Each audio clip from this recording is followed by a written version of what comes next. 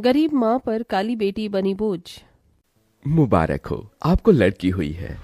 ये लीजिए आपकी बच्ची। हे भगवान, ये क्या? एक तो मुझे लड़की हुई है, ऊपर से इसका रंग कितना काला है। अगर माँ जी ये इन्होंने इसे देख लिया तो न जाने क्या होगा।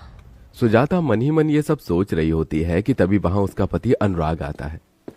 करमजली, तुझे शर्म नहीं आई एक लड़की को पैदा करते हुए? ऊपर से पैदा भी किया तो एक काली लड़की को। अगर मुझे पता होता कि तू काली लड़की को जन्म देगी तो मैं तेरी कोख में ही से मार देता। मुझे एक बेटा चाहिए था, ना कि एक काली बेटी और बदसूरत बेटी। अनुराग की ऐसी बातें सुन सुजाता अपनी बच्ची को गले से लगाकर रोने लगती है। सुजाता जैसे ही अपनी काली बेटी के साथ अपने ससुराल में कदम रखती है। कल मोही, शर्म नहीं आई तुझे एक लड़की को जन्म देते हुए? मैं तो खुश थी कि मेरी बहू पेट से है, बिल्कुल मेरे बेटे की तरह एक सुंदर से बेटे को जन्म देगी, लेकिन इसने तो अपनी तरह ही काली बेटी को जन्म दिया है। मुझे तो शर्म आती है तुझे अपनी पत्नी कहते हुए। अगर पता होता कि तू एक काली बेटी को जन्म देगी तो मैं तुझसे कभी शादी नहीं करता। जा किसी कुएं में डूबकर मर जा और साथ में अपनी इस काली बेटी को भी ले जा। एक माँ सब कुछ बर्दाश्त कर सकती है, लेकिन कभी भी अपने बच्चे के खिलाफ कुछ गलत बर्दाश्त नहीं कर सकती। अपनी सास और पति से अपने बच्चे के लिए इतना सब कुछ सुन सुजाता के दिल पर जो बीत रही थी उसके बारे में तो कोई अंदाजा भी नहीं लगा सकता था। अनुराग को शुरू से ही एक बेटा की चाहत थी, लेकिन अपनी पत्नी को एक काली बेटी को जन्म देने की वजह से अनुराग अब सुजाता से नफरत करने लगता है। इसलिए अनुराग अब गांव की एक गोरी लड़की से शादी कर लेता है। ये आपने क्या किया? मेरे होते हुए आपने दूसरी शादी कैसे कर ली? अब मेरा और मेरी बच्ची का क्या होगा? आप ऐसा कैसे कर सकते हो? तुझे क्या लगता था कि मैं तेरे और तेरी इस काली बेटी के साथ जिंदगी भर रहकर अपनी पूरी जिंदगी बर्बाद करूंगा? इसलिए मैंने किरण से शादी कर ली है। मुझे पूरा भरोसा है कि किरण एक बेटे को ही जन्म देगी, इसलिए मैं किरण के साथ हमेशा हमेशा के लिए ये गांव छोड़कर जा रहा हूं। अनुराग दूसरी शादी कर हमेशा हमेशा के लिए गांव छोड़कर चला जाता है। अनुराग के जाने की वजह से अब घर की सारी जिम्मेदारियां सुजाता पर आ गई थी, इसलिए अब सुजाता मेहनत मजदूरी करके घर में सबका गुजारा चलाती है। मिल गया तुझे चैन, पड़ गई तेरे कलेजे को ठंडक। अगर तू इस काली बेटी की जगह एक बेटे को जन्म देती तो मेरा बेटा मुझे कभी छोड़कर नहीं जाता। कलावती के ताने सुजाता के दिल पर किसी तीर की तरह लगने का वार करते थे, लेकिन सुजाता सिर्फ अपनी बच्ची के लिए सब कुछ बर्दाश्त करके हमेशा चुप रहती है। ऐसे ही समय बीतता रहता है और सुजाता की बेटी पूरे 6 साल की हो जाती है। माँ, आप कहाँ गई थी? मैं कब से आपका इंतजार कर रही थी। बेटा, आज काम करते हुए फैक्ट्री में मेरे पैर में चोट लग गई थी, इसीलिए आने में देरी हो गई। तू भले ही दुनिया की नजरों में सरस्वती बनने का ढोंग कर ले, लेकिन तेरी सारी सच्चाई मैं जानती हूँ। तू आज इस चोट की वजह से लेट नहीं हुई है, बल्कि तू तो किसी के साथ अपना मुंह काला कर रही थी। माँ जी, आप होश में तो हैं क्या? क्या क्या बोले जा रही हैं? आपको शर्म नहीं आती अपनी बहू पर ऐसे लांछन लगाते हुए? मेरे सामने ये ढोंग करने की जरूरत नहीं है। तेरे इस चरित्रहीन हरकतों की वजह से ही मेरा बेटा तुझे छोड़कर हमेशा हमेशा के लिए शहर चला गया। मैं जानती हूँ रोज रोज तुझे घर आने में देरी क्यों हो जाती है। हर रोज किसी आदमी के साथ गुलछर्रे उड़ाकर अपना मुंह जो काला करती है। हे भगवान, ऐसे शब्द सुनने से पहले तूने मुझे अपने पास क्यों नहीं बुला लिया? ये काली बेटी तो मेरी जिंदगी में बोझ बन गई है। जब से ये पैदा हुई है तब से मुझे क्या क्या नहीं सहना पड़ रहा।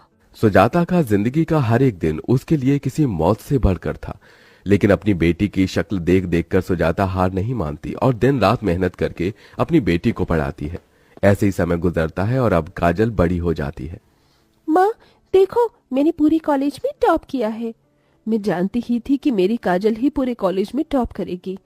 अब आप देखना कि मुझे किसी बड़ी कंपनी में नौकरी मिलेगी और फिर आप, मैं और दादी इस छोटे से घर को छोड़कर एक बड़े से घर में रहेंगे। बस बस, ये झूठे सपने दिखाने की कोई जरूरत नहीं है। तो जैसी काली बदसूरत को कोई अपनी कंपनी में नौकरी तो देना दूर, कंपनी के आसपास भी भटकने भी नहीं देगा। सुजाता, मेरी मान तो अपनी इस काली बदसूरत बेटी की शादी कर दे। मुझे तो इसकी शादी होना भी नामुमकिन सा लगता है। इसकी इस काली भयानक शक्ल को देखकर तो कोई भी इसे अपनी बहू नहीं बनाना चाहेगा।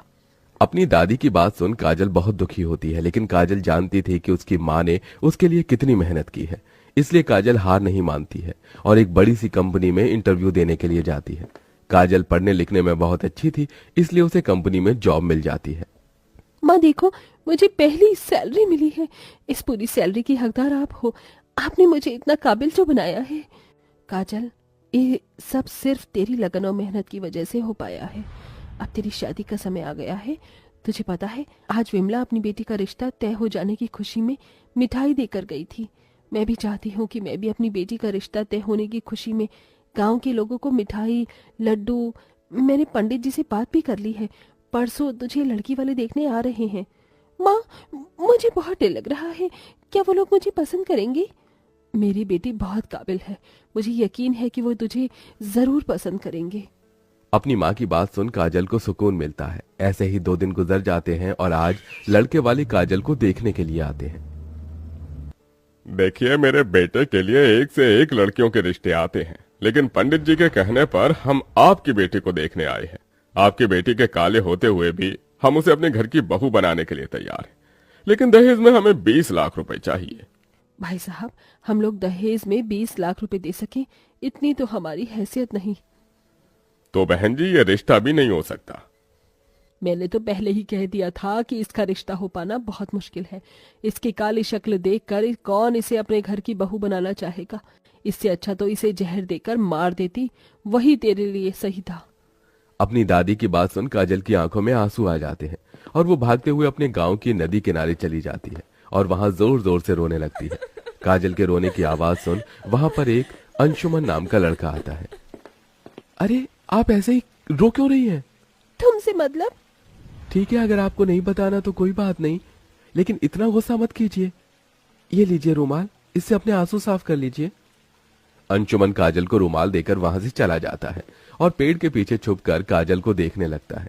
ऐसे ही समय गुजरता रहता है और आज फिर एक बार काजल को देखने के लिए रिश्ते वाले आते हैं।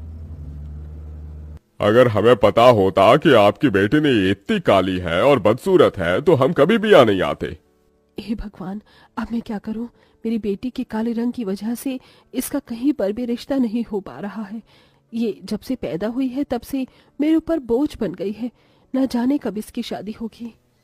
जो भी रिश्ते वाले काजल को देखने के लिए आते हैं तो उसके काले रंग की वजह से शादी से इनकार कर देते हैं, या तो इतना दहेज मांगते हैं जो सुजाता की हैसियत से बाहर था। इसलिए अब बेचारी सुजाता बूढ़ी उम्र में भी मेहनत मजदूरी करके पैसे जोड़ना शुरू कर देती है। माँ, आपको मेरी शादी के लिए इस उम्र में भी कितना काम करना पड़ रहा है। आपके हाथों में कितने छाले आ गए हैं। अपनी माँ को इतनी मेहनत करता देख काजल से रहा नहीं जाता, इसलिए अब काजल भी ऑफिस के साथ साथ गांव में अपनी माँ से छुपकर बच्चों को ट्यूशन पढ़ाना शुरू कर देती है। और अब काजल भी अपनी माँ की तरह धीरे धीरे पैसे जोड़ती है। अरे यार, 9 बज गए हैं और ये अभी तक आई नहीं। अंशुमन ने जब से काजल को देखा था तब से अंशुमन काजल को पसंद करने लगा था। अंशुमन को काजल के काले रंग से कोई भी दिक्कत नहीं थी, वो तो अब उसे बेपनाह मोहब्बत करने लगा था। पापा, आपने सोच भी कैसे लिया? मैं इस काली कल मुहित से शादी करने के लिए तैयार हो जाऊंगा। चलिए यहाँ से। आज फिर एक बार और काजल के काले रंग की वजह से उसका रिश्ता नहीं हो पाता। काजल अब इन सब चीजों को और बर्दाश्त नहीं कर पाती, इसलिए गांव की नदी किनारे जाकर काजल नदी में खुद की आत्महत्या करने ही वाली होती है कि तभी वहां अंशुमन आता है और काजल को ये सब करने से रोकता है। तुम पागल तो नहीं हो गई हो? हाँ, अगर मेरी जगह कोई होता तो वो तो कब का आत्महत्या कर चुका होता। अंशुमन के पूछने पर काजल उसे सभी चीज बताती है, जिसे सुन अंशुमन वहां से चला जाता है और अगले दिन अपने माता पिता के साथ सीधा काजल के घर आता है। मैं जानता हूँ तुम मुझे यहाँ देखकर बहुत हैरान हो। काजल, मैं तुमसे बहुत प्यार करता हूँ और जब से मैंने तुम्हें देखा तुम्हें चाहने लगा हूँ। मैं तुम्हारे साथ शादी करके अपनी पूरी जिंदगी तुम्हारे साथ बिताना चाहता हूँ। अंशुमन की बात सुन काजल की आंखों में आंसू आ जाते हैं, जिसके बाद काजल इस रिश्ते के लिए हाँ कर देती है और कुछ दिनों में अंशुमन और काजल की शादी हो जाती है। अंशुमन सुजाता से 1 रुपया भी दहेज में नहीं लेता है। बेटा, तुमने मेरे सीने के बोझ को हमेशा हमेशा के लिए खत्म कर दिया।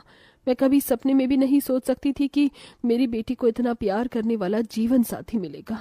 काजल नम आंखों से उसे अपनी माँ से विदा लेती है और अंशुमन के साथ एक नई जिंदगी शुरू करती है। शादी के बाद भी काजल जॉब करना नहीं छोड़ती और दिन रात मेहनत करते इतने पैसे जोड़ती है कि वो अब अपनी माँ और दादी को तोहफे में एक बड़ा सा घर देती है। अपनी पोती की इतनी तरक्की देख कलावती को भी अपनी गलती का एहसास हो जाता है।